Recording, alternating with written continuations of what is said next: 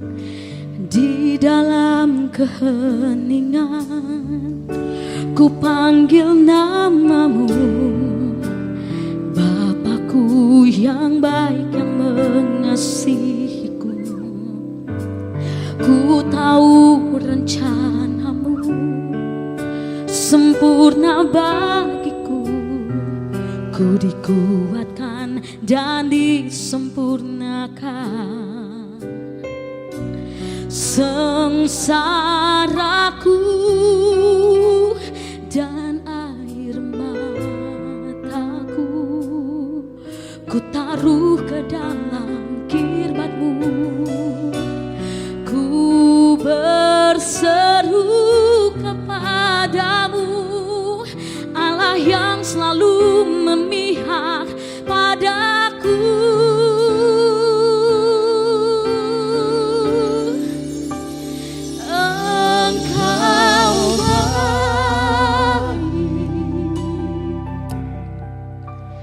Dan sangat baik,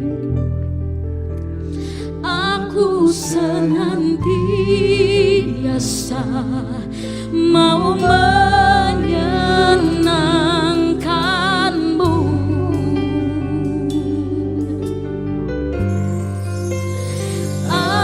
Ajarkan aku kebijaksanaan dan pengetahuan yang baik, sebab ku percaya padamu.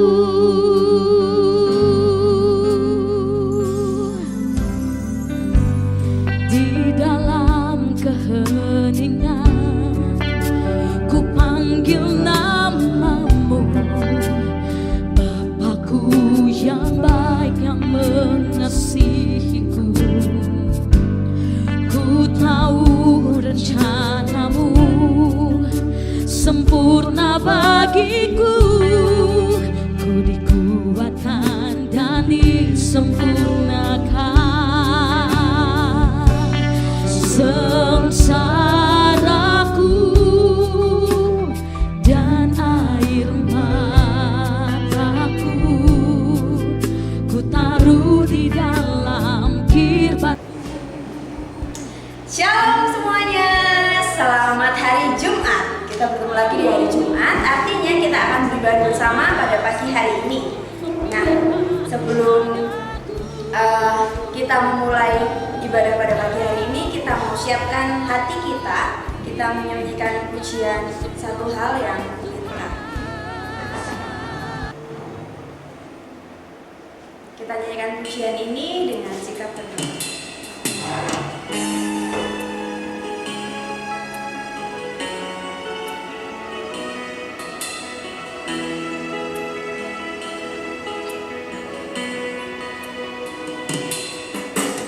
Satu hal yang ku rindu, berdiam di dalam rumah-Mu. Satu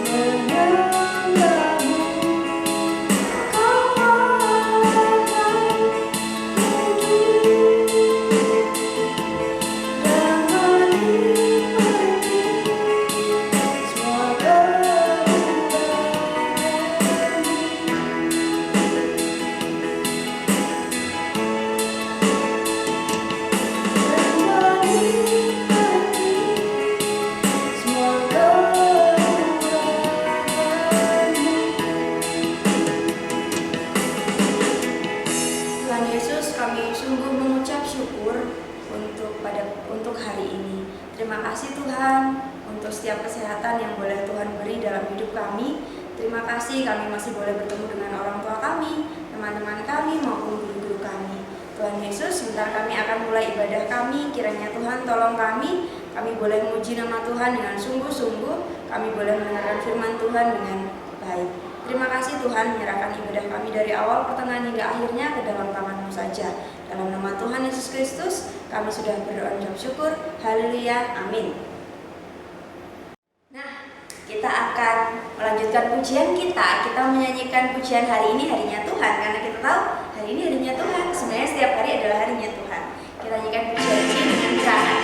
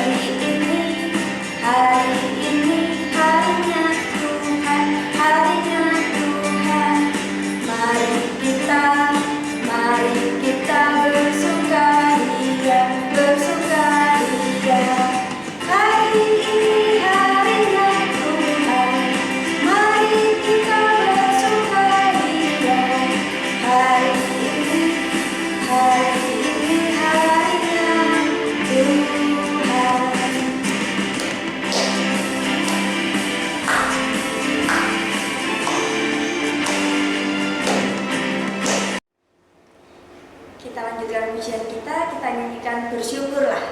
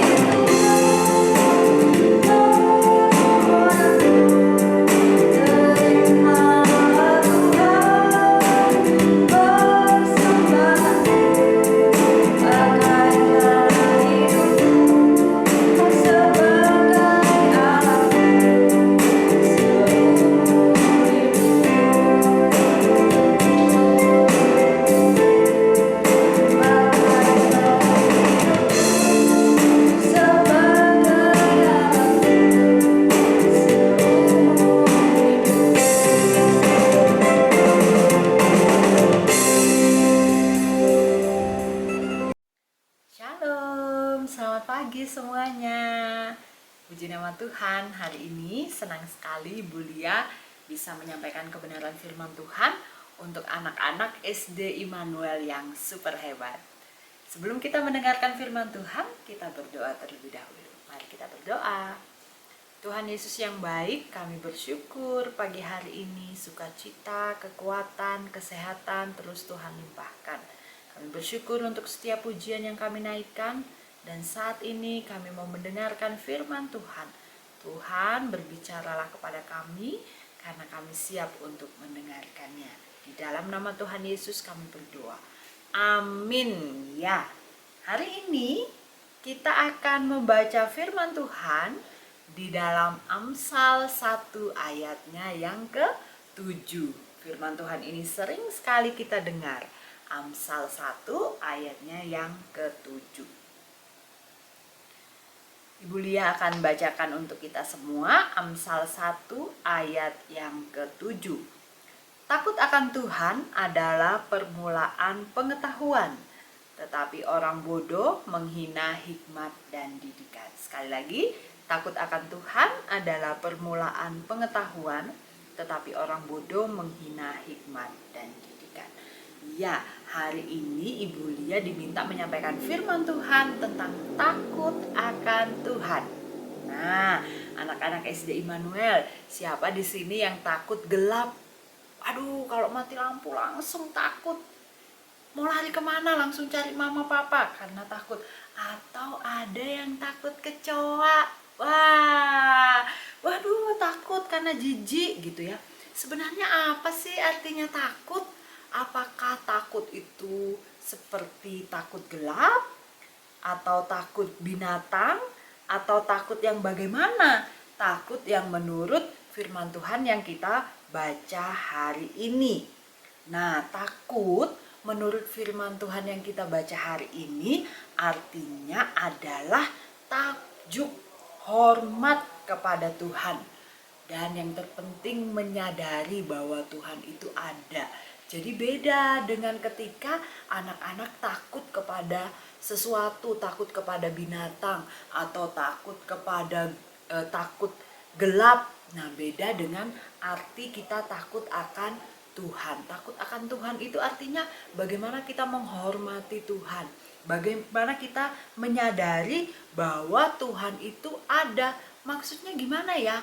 Misalnya ini ya, Bu Lia coba mengartikan. Misalnya ada Andi ini pergi ke sekolah. Nah, ketika di sekolah perutnya rasanya lapar sekali. Aduh, karena aku tadi lupa sarapan. Tapi Andi tidak punya uang untuk beli makanan.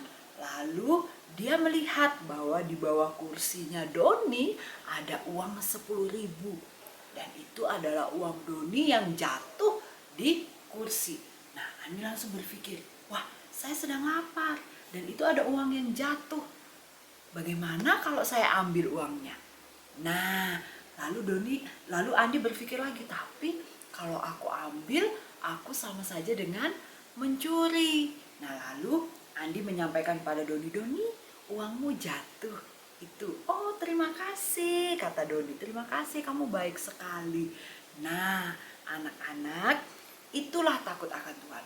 Memang kita lapar, kondisi kita pengen makan, tapi bukan berarti kita melakukan hal yang tidak baik. Bukan berarti Tuhan mengizinkan kita untuk mencuri.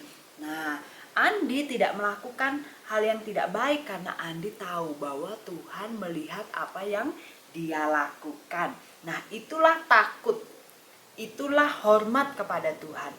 Itulah sikap yang menyadari bahwa Tuhan itu memang benar-benar ada. Nah, takut akan Tuhan itu adalah proses anak-anak. Jadi bukan berarti kita ini anak yang pintar, pasti kita takut akan Tuhan. Atau kita ini anak yang kaya, pasti kita takut akan Tuhan. Bukan ya, kaya ataupun pintar tidak menjamin kita hidup takut akan Tuhan. Tapi takut akan Tuhan, Tuhan Yesus berjanji bahwa kita akan perkasa di bumi dan kita akan memiliki hikmat yang dari Tuhan, artinya kepintaran. Nah, siapa yang mau pintar di sini? Siapa yang mau memiliki hikmat? Nah, hiduplah takut akan Tuhan. Tapi bagaimana caranya, Bu? Saya mau perkasa di bumi, saya mau sukses di bumi, saya mau pintar, saya mau punya hikmat. Tapi gimana caranya ya supaya hidup saya takut akan Tuhan? Nah, Ibu Lia menyampaikan ada 3 cara. Ya mungkin banyak, Alkitab banyak mencatat cara bagaimana kita hidup takut akan Tuhan. Tapi pagi hari ini ada 3 cara ya bagaimana kita hidup takut akan Tuhan. Yang pertama, kita baca dari Daniel 1 ayat 8 ya. Daniel 1 ayat 8. Nah, anak-anak boleh perhatikan Alkitabnya, Ibu Lia akan bacakan Daniel 1 ayat yang ke-8. Daniel berketetapan untuk tidak menajiskan dirinya dengan santapan raja dan dengan anggur yang biasa diminum raja. Dimintanyalah kepada pemimpin pegawai istana itu supaya ia tak usah menajiskan dirinya. Apa maksudnya firman Tuhan ini? Ketika Daniel ada di pembuangan dan dia dipercaya menjadi salah satu pekerja di kerajaan, ya, Daniel tidak menajiskan dirinya dengan makanan santapan raja karena Daniel tahu bahwa santapan raja itu sudah dipersembahkan kepada berhala. Nah, Daniel memilih untuk tetap makan makanan yang mungkin makanannya sederhana, mungkin secara terlihat tidak enak ya, tetapi Daniel tetap memakan makanan yang ditentukan oleh Tuhan. Nah, anak-anak, apa yang terjadi ketika Daniel memilih untuk tetap makan makanan yang memang makanan benar yang harus Daniel makan? Dalam tiap-tiap hal, ya, ayat yang ke-20, dalam tiap-tiap hal yang memerlukan kebijaksanaan dan pengertian yang ditanyakan raja kepada mereka, didapatinya bahwa mereka 10 kali lebih cerdas pada semua orang berilmu dan semua ahli jampi di seluruh kerajaannya. Nah, anak-anak, Daniel dan teman-temannya tidak mau menajiskan diri dengan makanan raja karena sudah dipersembahkan kepada dewa tadi yang Ibu Lia sampaikan. Tetapi didapati mereka bahwa Daniel dan teman-temannya 10 kali lebih cerdas dibandingkan orang-orang yang menyantap makanan raja. Apa yang dilakukan Daniel? Nah, di sini Bu Lia melihat bahwa Daniel hidupnya mengutamakan Tuhan. Yang utama di dalam kehidupan Daniel adalah beribadah hanya kepada Tuhan. Kalau itu salah menurut Tuhan, maka tidak Daniel lakukan. Tapi kalau itu benar menurut Tuhan, maka itulah yang Daniel lakukan. Daniel tidak mau menyembah selain daripada Tuhan, karena Daniel hidupnya hanya menyembah kepada Tuhan dan tidak ada yang lain. Jadi yang pertama, bagaimana caranya hidup takut akan Tuhan adalah beribadah hanya kepada Tuhan atau mengutamakan Tuhan di dalam hidupnya. Bagaimana contohnya, Bu, dalam kehidupan sekarang? Misalnya ini hari Minggu nih, hari Minggu pas kalian siap-siap mau pergi sekolah Minggu, tiba-tiba dijemput teman, ayo kita main bola nih, asik libur-libur main bola, kita kan nggak ada PR karena ini hari Minggu. Mana yang harus kita pilih? Apakah kita memilih untuk main bola yang asik, senang-senang bersama dengan teman, atau kita pergi ke gereja karena kita mengutamakan Tuhan? Nah, orang yang takut akan Tuhan, dia tahu apa yang dia pilih. Pasti dia memilih bagaimana hidupnya menyenangkan hati Tuhan, bukan mengutamakan hobinya. Boleh aja main bola, tapi yang terpenting adalah mengutamakan Tuhan. Artinya mengutamakan beribadah terlebih dahulu, baru kemudian kita melakukan apa yang kita sukai. Nah, itulah hidup takut akan Tuhan. Lalu yang kedua, Bagaimana caranya kita hidup takut akan Tuhan? Yang kedua, tadi melalui kisah Daniel. Yang kedua adalah melalui kisah Yusuf. Ya, Bulia akan bacakan dari Kejadian 39 ayat 6. Segala miliknya diserahkan pada kekuasaan Yusuf, dan dengan bantuan Yusuf, ia tidak usah lagi mengatur apa-apapun selain dari makanannya sendiri. Adapun Yusuf itu manis sikapnya dan elok parasnya. Nah, ini adalah cerita bagaimana Yusuf menjadi budak di rumah Potifar. Budak itu hamba, hambanya Potifar. Nah, tetapi Yusuf tetap melakukan tanggung jawabnya dengan baik.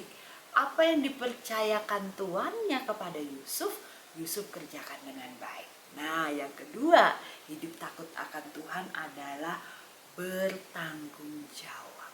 Ya, yang pertama tadi apa? Mengutamakan Tuhan, beribadah hanya kepada Tuhan. Yang kedua adalah bertanggung jawab. Artinya apa? Apa yang dipercayakan kepadanya, dia melakukannya dengan baik seperti Yusuf. Walaupun dia seorang budak, tetapi dia melakukan segala yang dipercaya tuannya kepada Yusuf dengan baik. Nah, anak-anak, apa yang Tuhan percayakan kepada kita saat ini? Ya, kalian sebagai siswa berarti tanggung jawabnya adalah belajar. Nah, ketika diberi tanggung jawab belajar, maka kita pun harus melakukannya dengan baik, karena kita melakukannya untuk Tuhan. Tidak menggerutu, tetapi lakukanlah dengan sukacita. Tidak mengeluh, ya aduh ini kok Bu Guru kasih tugasnya banyak banget.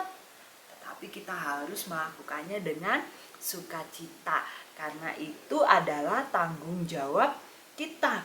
Nah, kita juga punya tanggung jawab nih, selain di sekolah kita belajar, kita juga punya tanggung jawab ketika kita di rumah, karena kita adalah seorang anak, Kita bertanggung jawab untuk apa?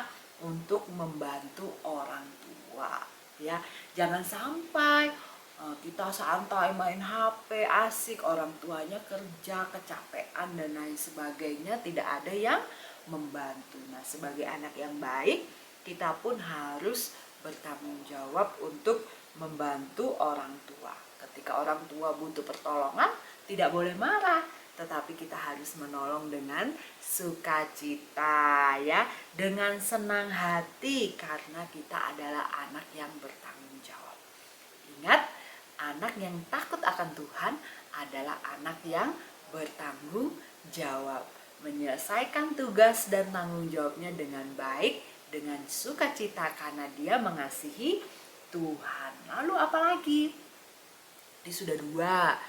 Hidup takut akan Tuhan adalah mengutamakan Tuhan, beribadah kepada Tuhan. Lalu yang kedua, bertanggung jawab. Lalu yang ketiga, apa yang harus dilakukan untuk orang yang hidup takut akan Tuhan? Bagaimana caranya? Yang ketiga adalah TAAT. Apakah itu?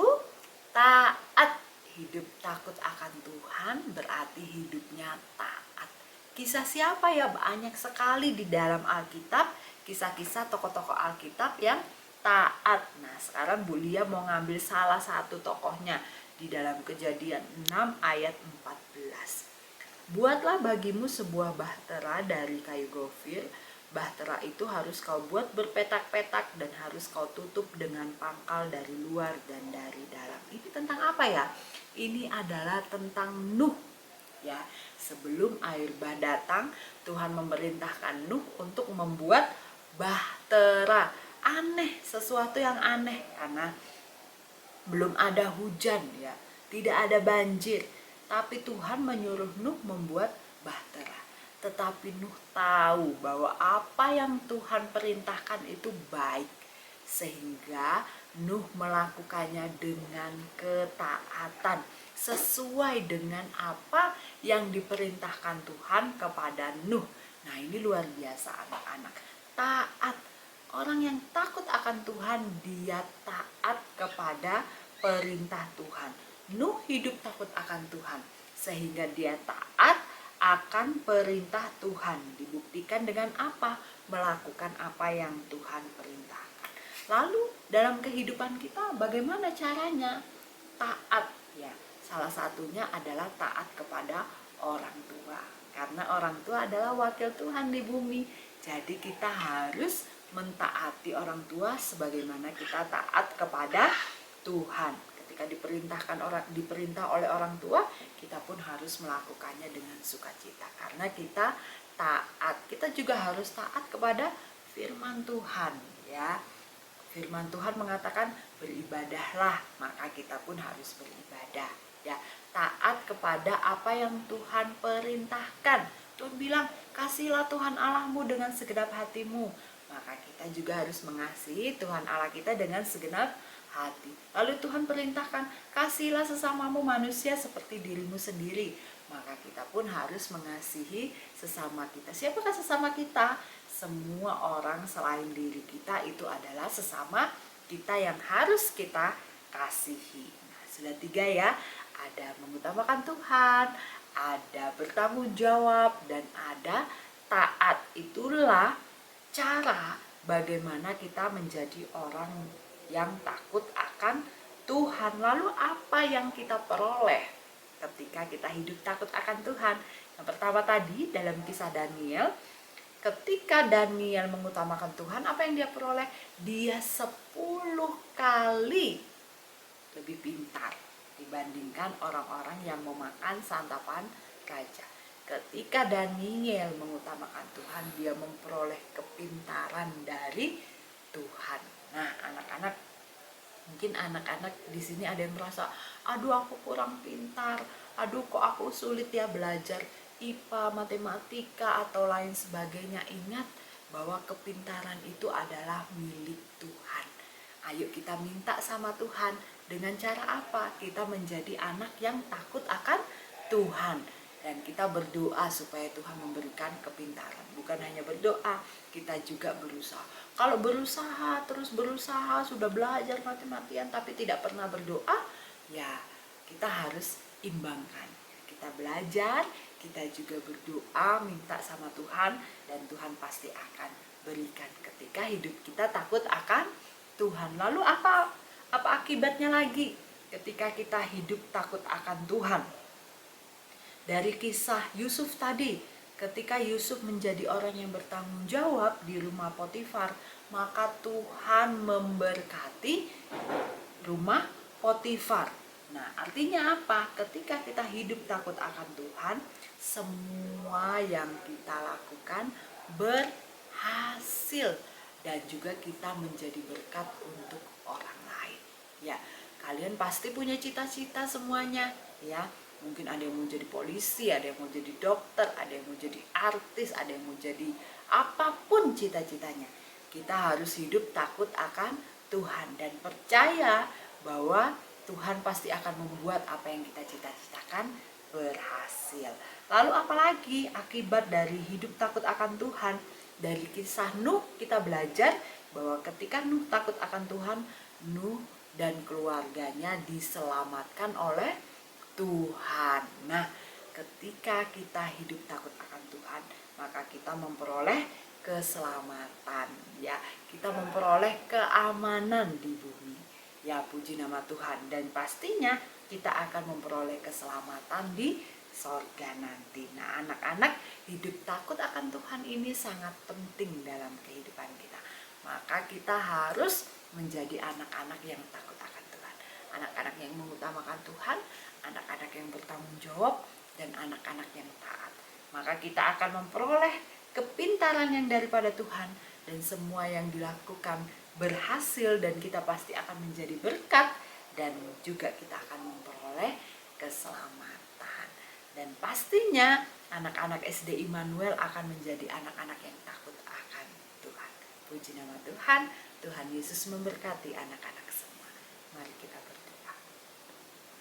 Kami bersyukur Tuhan untuk firman Tuhan pagi hari ini yang sudah menguatkan kami supaya kami menjadi anak-anak yang takut akan Tuhan. Tuhan memberkati anak-anak SD Immanuel supaya mereka terus bertumbuh di dalam Tuhan, menjadi anak-anak yang hebat, anak-anak yang terus diproses oleh Tuhan.